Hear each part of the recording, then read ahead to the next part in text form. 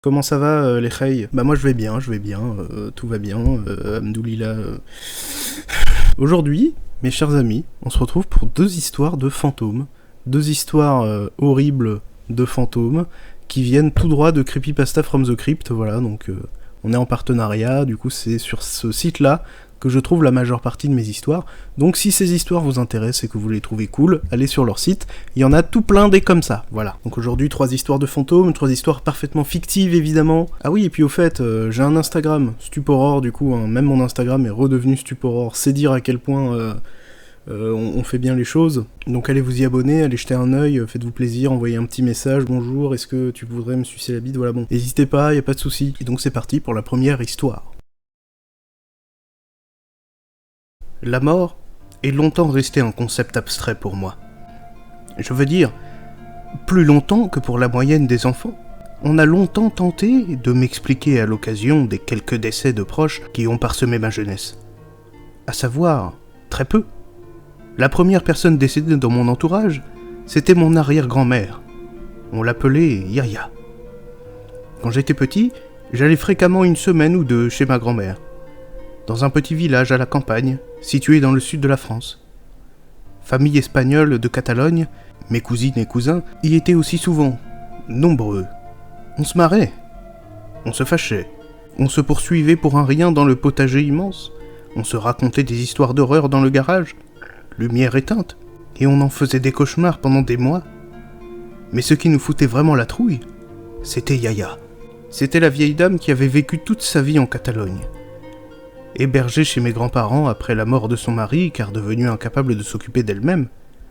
Elle était vieille, très vieille, et quand j'avais 5 ans, elle en avait 92. À nos âges, on ne connaissait personne d'autre qui soit aussi vieux. Elle avançait lentement, très lentement, pliée en deux, son dos, un angle droit.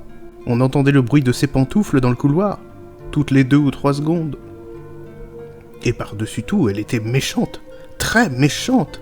Elle ne supportait pas nos jeux, nos rires, elle ne supportait pas les enfants, quoi.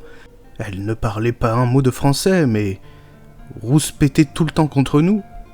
Elle était obsédée par le chat et reprochait 15 fois par jour à ma grand-mère de ne pas l'avoir nourri. Un début de démence qui n'allait pas s'arranger avec le temps. Jamais un sourire. Elle grognait, elle râlait, bavait, ses yeux gonflaient, ses rides se creusaient.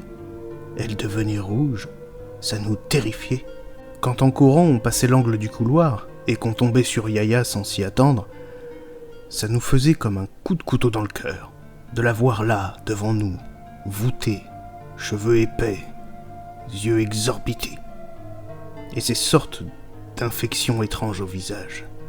Une tache rosâtre qui lui avait envahi la moitié du nez, une partie de la joue et de l'œil droit, et qui contrastait avec la pâleur de sa peau. Au milieu de la tache sur son nez, une sorte de grosse croûte qui suintait sans arrêt. Ça doit avoir un nom en médecine, mais je n'ai jamais cherché. Quand on tombait sur elle, donc, paf! On se figeait sur le choc de quelques secondes, et on repartait en courant plus vite, avant qu'elle ne se mette à écumer 1000 injures incompréhensibles. Des fois, l'un d'entre nous faisait semblant de l'avoir vue et criait « C'est Yaya, c'est Yaya !» Alors on détalait à toute allure en hurlant, et parfois elle nous supportait tellement plus qu'elle se mettait à nous suivre. Pour nous faire quoi? On n'osait pas l'imaginer. On se réfugiait où on pouvait, dans une chambre ou dans un placard, en sueur, paniqué. On l'entendait arriver lentement, au bruit de ses pantoufles qui traînaient sur le sol. On se retenait de crier de toutes nos forces quand elle s'arrêtait à quelques mètres de nous et restait là, immobile pendant plusieurs minutes, sans rien dire, ni rien faire, devant la porte fermée. Mais il y avait une chose qui me terrifiait plus que tout. Quand mes cousins et cousines n'étaient pas là, et que je dormais seul dans mon lit, presque toutes les nuits, Yaya se levait.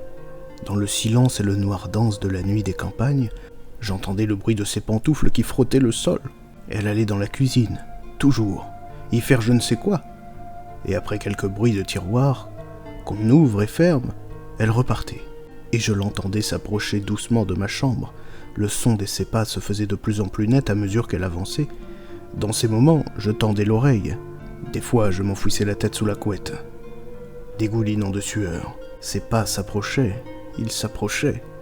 jusqu'à s'arrêter juste devant la porte, puis plus un bruit. J'avais à chaque fois l'impression que mon cœur allait exploser. Après quelques minutes, elle retournait lentement dans sa chambre. Yaya est morte à 93 ans.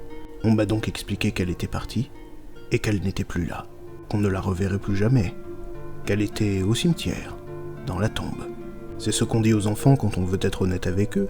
Et pourtant, pendant les années qui suivirent, je n'arrivais malgré tout pas à bien saisir ce que c'était la mort. C'est qu'à chaque fois que je dormais chez ma grand-mère, j'entendais les bruits de pantoufles de Yaya s'arrêter devant ma porte. Et bien voilà pour cette première histoire, j'espère qu'elle vous a plu. On va instantanément là, tout de suite, maintenant, enchaîner avec la deuxième. J'ai une histoire assez flippante à vous raconter. Elle n'est pas longue, ne vous inquiétez pas. Je pense que mon ami n'aimerait pas que je la partage, mais je ne peux pas garder ça pour moi. Elle est tellement folle. J'avais un ami appelé Marc. Il avait le bras gauche atrophié et son oreille gauche était aussi mal formée. C'était pas un accident ni rien, c'était vraiment de naissance. On s'est connus au collège. Là-bas, son handicap ne le gênait pas, et ne gênait pas les autres. Étonnamment, il avait même pas mal d'amis. Lui et moi, on était tous les deux à fond sur le métal, et on s'est vite mis à traîner ensemble, même en dehors des cours. On allait souvent se poser vers le chantier naval, vu qu'on habitait près de la Garonne, à s'enfiler des bières et à discuter. On s'intéressait vite fait au satanisme, plus parce qu'on trouvait ça cool que parce qu'on voulait sacrifier des chèvres. On essayait des rituels plutôt nuls, du genre allumer des bougies noires et dire 3 fois Satan. Des trucs de gamin, quoi. Mais un jour, alors qu'on était assis sur une carcasse de bateau, Marc m'a fait une confidence.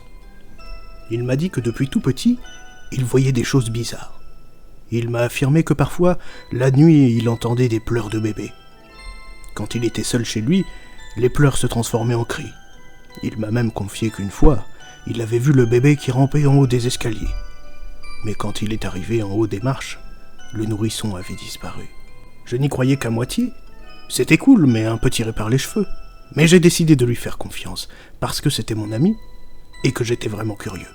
À cette époque, je dormais souvent chez lui, et il est vrai qu'une fois, Marc s'est réveillé en pleine nuit avec l'impression que quelqu'un lui mordait violemment le bras gauche, celui qui était atrophié. Il m'avait dit qu'il avait entendu des pleurs et qu'aussitôt son bras était devenu douloureux. Personnellement, je dormais très bien avant qu'il ne se réveille, et je n'ai rien entendu du tout. Je lui ai plusieurs fois conseillé d'en parler à ses parents, mais il n'a jamais voulu. On s'est un petit peu perdu de vue vers nos 14 ans. Il est parti dans un collège privé. On se voyait occasionnellement dans le village, mais c'était moins drôle. Il avait l'air fatigué, déprimé.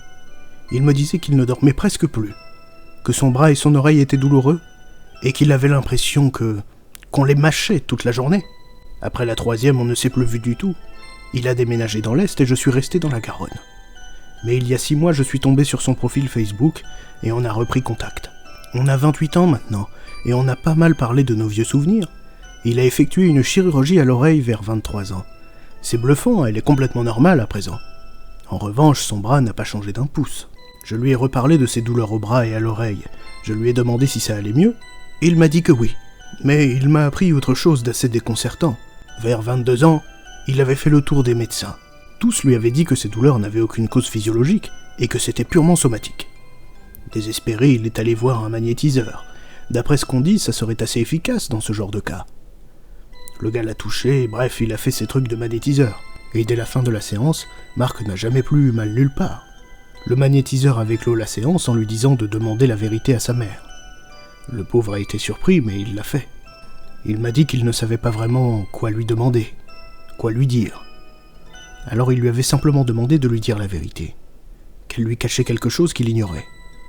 Sa mère avait fondu en sanglots et lui a avoué l'existence d'un frère jumeau, lorsqu'il était encore dans le ventre maternel. Ce frère avait commencé à prendre le dessus sur mon ami. Il le grignotait peu à peu. Son bras n'avait pas pu se développer complètement à cause de ce frère, qui à terme l'aurait dévoré. C'est quelque chose de rare, mais qui existe. Le cannibalisme intra-utérin. Mais pendant la grossesse, le jumeau qui dévorait Marc est mort. Et on avait dû le retirer. Marc m'a dit que selon lui, le lien qui les unissait ne s'était jamais vraiment brisé, et que son jumeau continuait à vouloir le dévorer. Peut-être n'avait-il pas accepté qu'on l'arrache à son frère. J'ai eu quelques frissons quand j'ai fait le lien avec ce que Marc m'avait raconté au chantier naval, sur ce qu'il entendait, voyait, ressentait. Aujourd'hui, Marc va bien. Il ne ressent plus de douleur. Mais il lui arrive parfois, selon lui, d'entendre des pleurs de bébé venant de nulle part.